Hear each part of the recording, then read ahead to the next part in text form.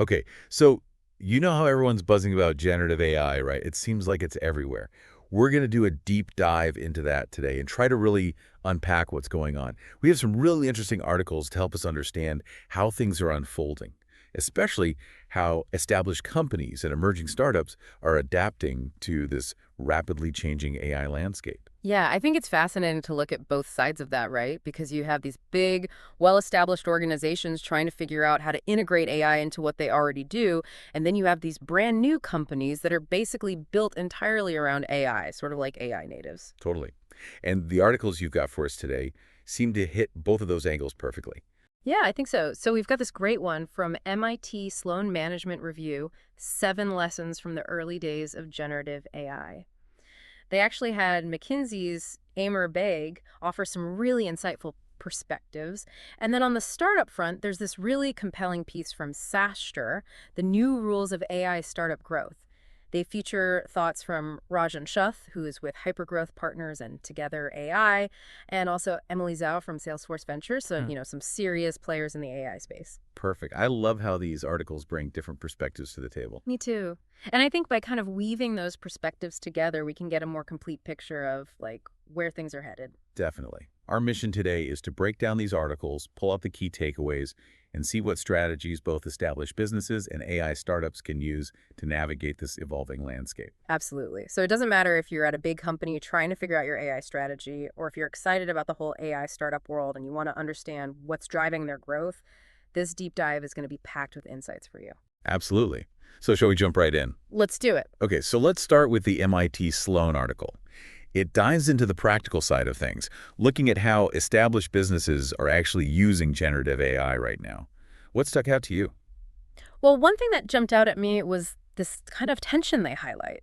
On one hand, you have this huge surge in experimentation. The article says 65% of organizations are using generative AI in at least one function. Wow, 65%. Yeah, it's up from just the 33% last year, so a massive increase. That's a huge jump in just a year, but the article also points out that there's a catch, right? Exactly. There's a big BUT. So what is it? Well, while companies are eager to experiment, only a small fraction are actually succeeding in scaling their AI initiatives. It's something like only 10% have really managed to make it work on a larger scale. Okay, so lots of playing around, but not much real-world impact yet. Yeah, exactly. It seems like a lot of companies are still in this kind of, let's try it out and see what happens phase. Which makes sense, right? It's Yeah, still early days for this tech. totally. But it's clear that the focus is starting to shift, from just exploration to needing to show actual results. Right, because at the end of the day, it's about driving business value, not just having cool tech demos. And the article's first lesson really drives that point home. Not all use cases are equal. Absolutely. It points out that many companies are spreading their efforts too thin, pursuing all sorts of different AI projects without really thinking about which ones will actually move the needle. And that can be a recipe for disaster, right? Because you end up with a bunch of half-baked initiatives that don't really deliver anything meaningful. Exactly. And the article even mentions that only a tiny percentage, something like 15%, are reporting any kind of earnings improvement from their AI efforts. So clearly there's a need to be much more strategic about what you choose to focus on. Right. So what's the solution? How do companies avoid that trap? Well, Baig really emphasizes the importance of having a clear prioritization framework. He suggests using a value versus feasibility matrix to evaluate potential AI projects. A value versus feasibility matrix. Yeah, so it's basically a tool that helps you assess two things.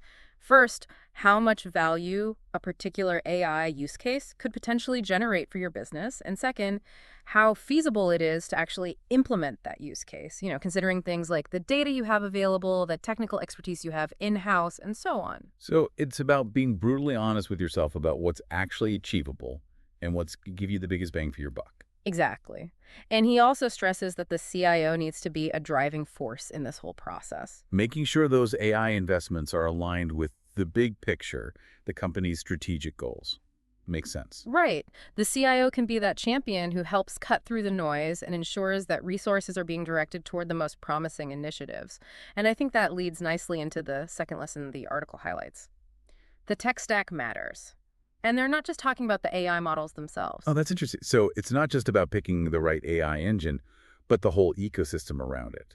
Exactly. They point out that for even like seemingly simple applications, you're looking at needing 20 to 30 different components to actually make it all work. Wow, 20 to 30. That's a lot more than I would guess. What kinds of things are we talking about here? Well, obviously, you have the AI models themselves, the large language models, or LLMs, as they're often called. Right, those are kind of like the brains of the operation. Exactly. But then you also need all the infrastructure to support those models, things like data pipelines, data storage systems, all that stuff. Yeah, because AI is super data hungry. Totally.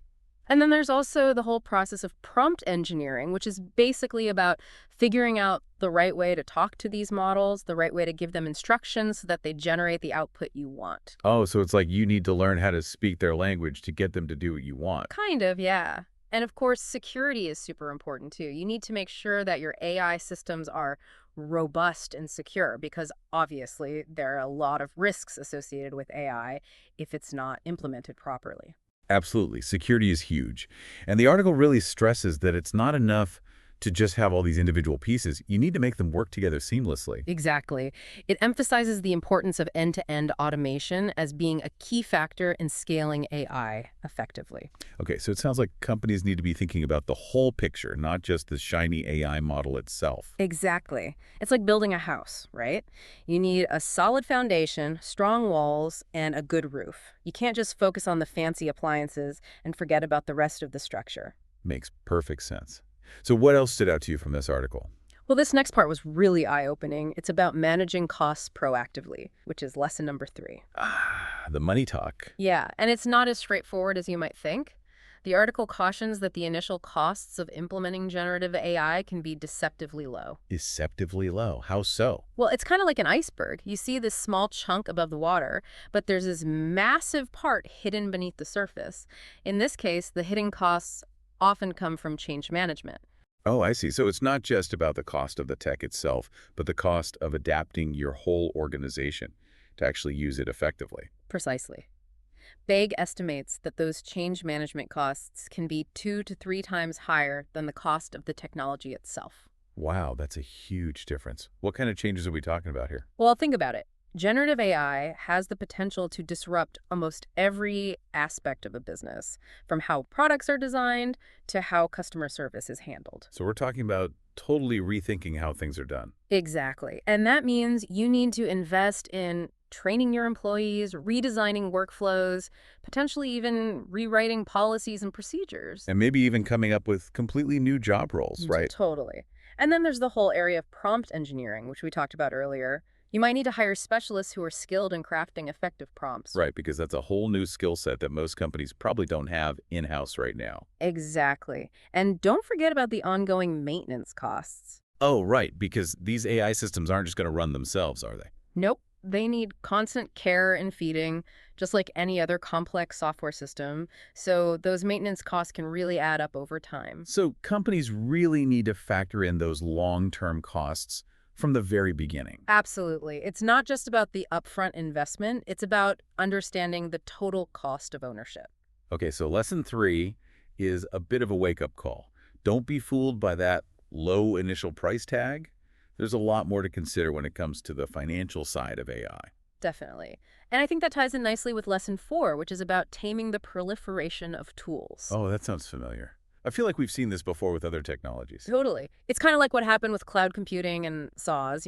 Ah, Different teams within an organization start experimenting with all these different tools independently, and before you know it, you have this chaotic mess. a total jungle of software. Exactly. And that can lead to all sorts of problems like wasted resources, duplicated efforts, and difficulty integrating systems down the line. So the article recommends that organizations try to standardize their AI toolset as much as possible. That makes sense. Find the tools that work well and encourage everyone to use them. Right. It's about finding that sweet spot between fostering innovation and ensuring that things are manageable from an operational standpoint. Okay, on to lesson number 5. This one is about building the right teams. Yes. And I love this one because it emphasizes the need to move beyond those small, isolated AI projects that are often hidden away in some corner of the organization. Right, those skunkworks projects that people are always talking about. Exactly. The article suggests that companies need to transition towards building product-oriented, integrated teams that are focused on developing AI solutions that are aligned with the overall business strategy. So it's about treating AI development like any other product development effort, with dedicated teams that have clear goals and timelines. Exactly. And it also stresses the importance of having top-level management buy-in. Oh, that's key. You need that support from the top to make sure these teams have the resources and authority they need to succeed. Absolutely. And another key point here is the emphasis on building internal AI platforms rather than just one-off solutions. So instead of just creating an AI tool for a specific task, you're creating a more foundational platform that can be used to build multiple AI solutions. Exactly. That way, you're not constantly reinventing the wheel every time you have a new AI need. You're building a foundation that can support ongoing AI development and innovation. That's much more strategic for sure. Okay, what about lesson 6? Lesson 6 focuses on data, which is no surprise. The key takeaway here is to focus on the right data, not perfect data. Oh, that's an interesting distinction. What do they mean by that? Well, a lot of companies get bogged down in trying to clean and perfect every single piece of data they have before they even start building their AI systems. Which could be a never-ending task. Yeah, totally. And it can really slow things down.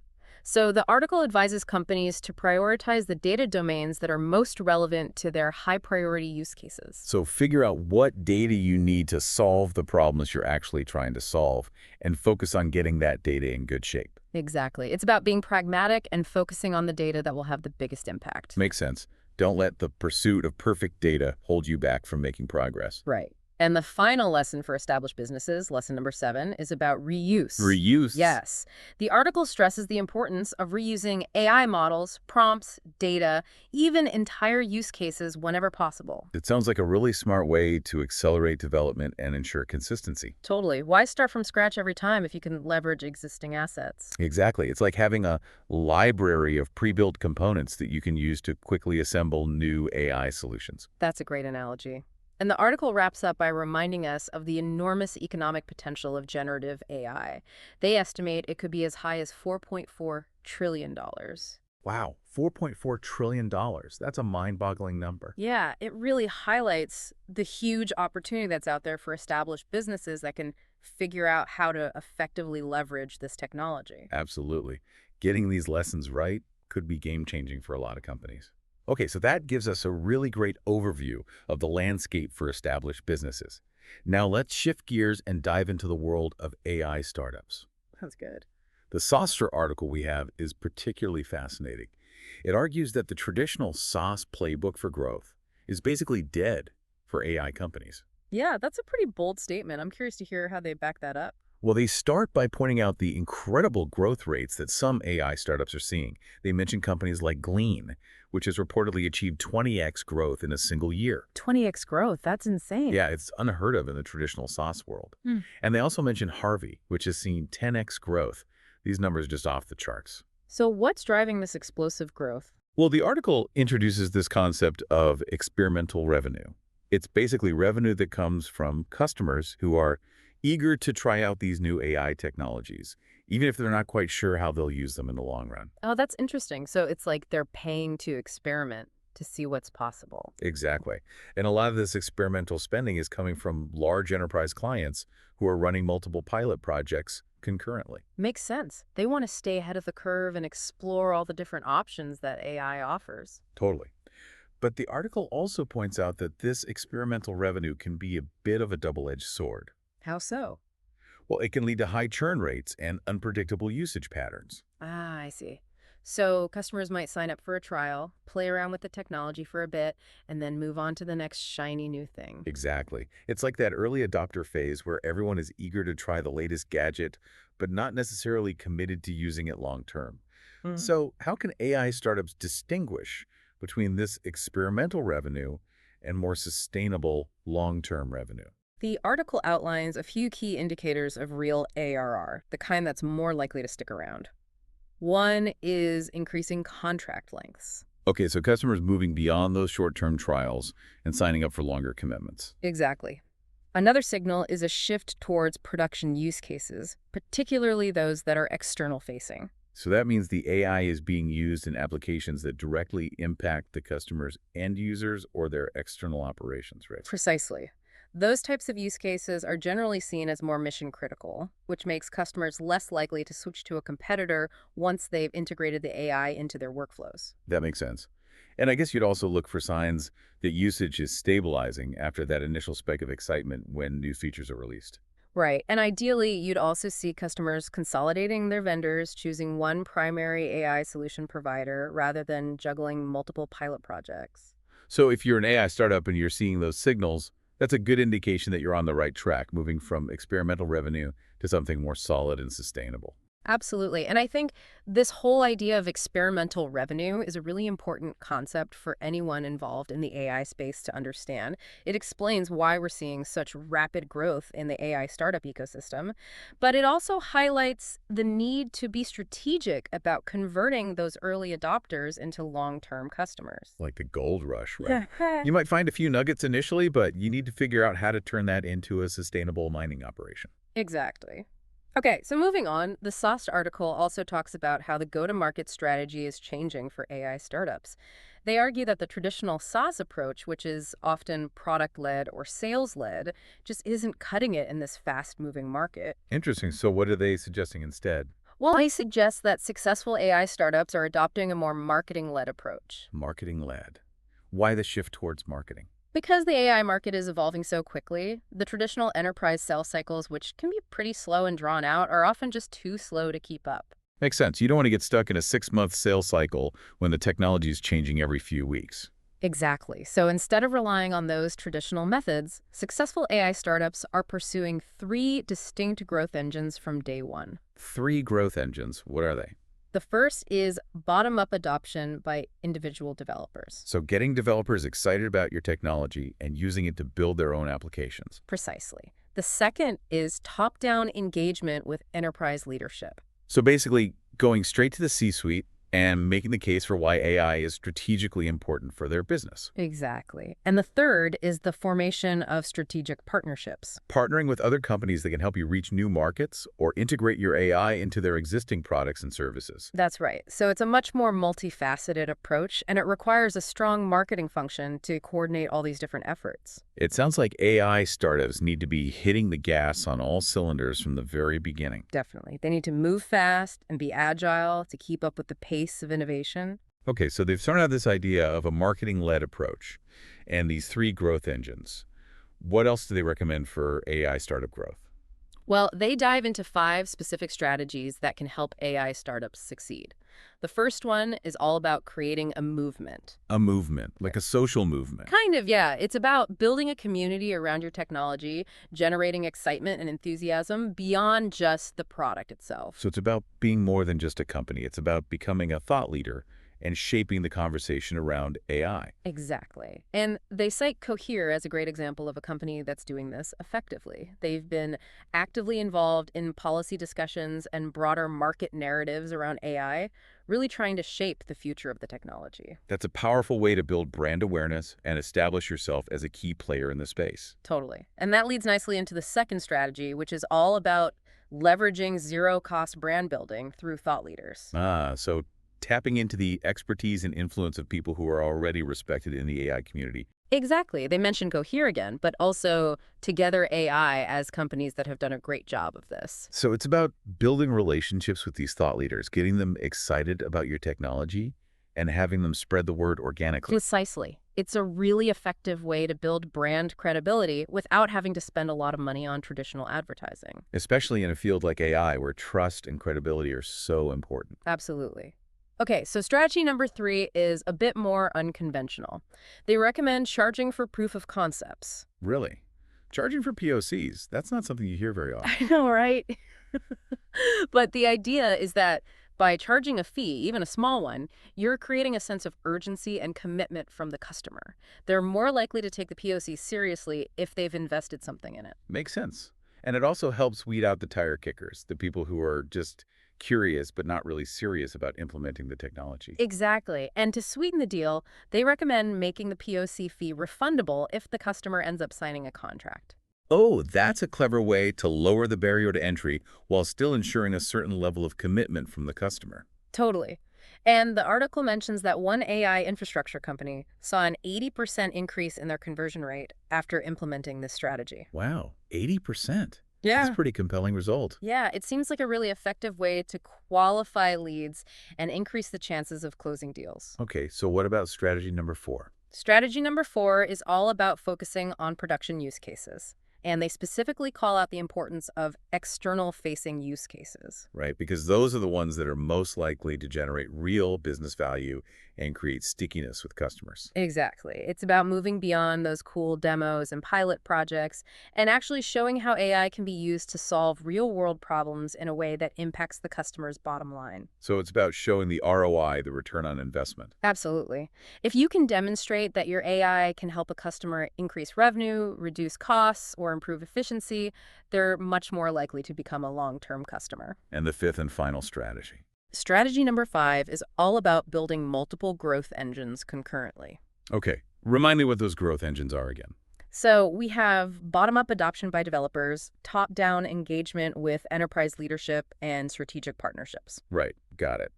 And the key here is to pursue all three of those avenues from the very beginning, right? Exactly. Don't wait to focus on enterprise sales or partnerships until after you've achieved product-led growth.